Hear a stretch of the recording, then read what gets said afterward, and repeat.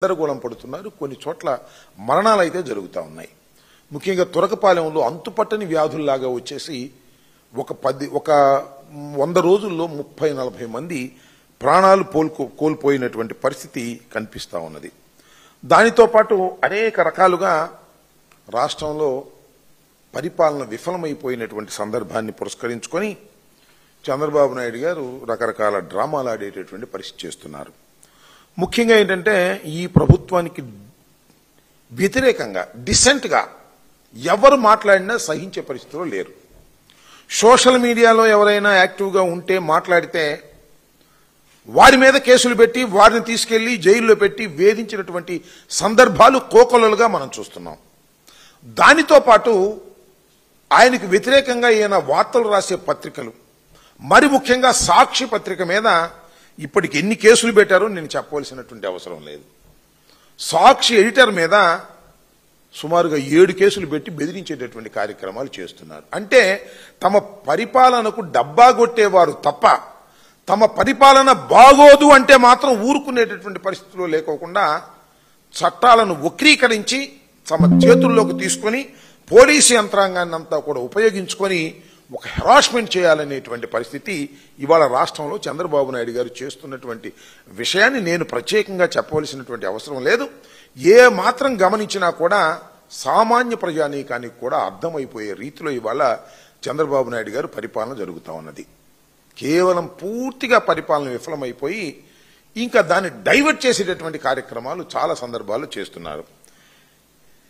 ఇంక దీని గురించి చెప్పాలి. మీరు దా కోవలోకి చెందిందే, అలాంటి కేసుల్లోకి చెందిందే లిక్కర్ కేసు.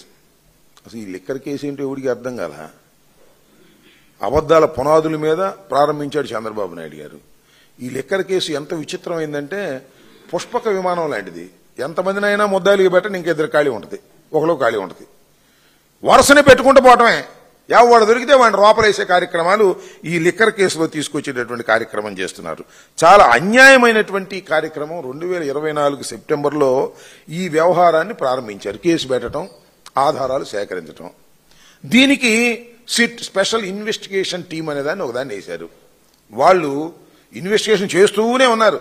ఒకవైపున అరెస్టులు చేస్తున్నారు, ఒకవైపున ఇన్వెస్టిగేషన్ చేస్తున్నారు. కొంతమందిని అరెస్ట్ చేస్తున్నారు, కొంతమందిని అరెస్ట్ చేస్తామని బెదిరిస్తున్నారు. ఇది జరుగుతున్నటువంటి అంశం. నేను చూసాం, మన సునీల్ జగన్మోహన్ రెడ్డి గారి కజిన్, సమీప బంధువు, ఆయన ఇళ్లలో సోదాలు చేశారు, ఆఫీసులో సోదాలు చేశారు.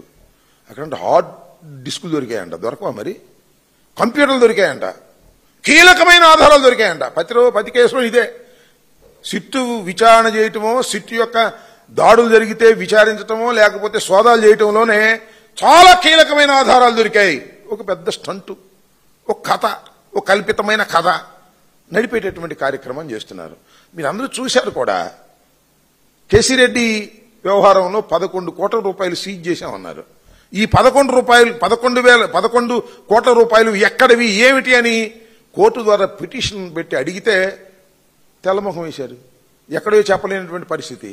అంత కట్టుకథ అనేది చాలా క్లియర్గా అర్థమైపోతున్నటువంటి అంశాలు మనం చూస్తున్నాం. అంతేకాదు, మీరు రాష్ట్ర ప్రజానీకం కానీ, మేధావులు కానీ, న్యాయ నిపుణులు కానీ ఆలోచించదగినటువంటి ఒక కీలకమైన పరిణామాన్ని మనం చూసాం. అదేంటంటే షార్ట్ షీట్ ఫైల్ చేయలేకపోయారు.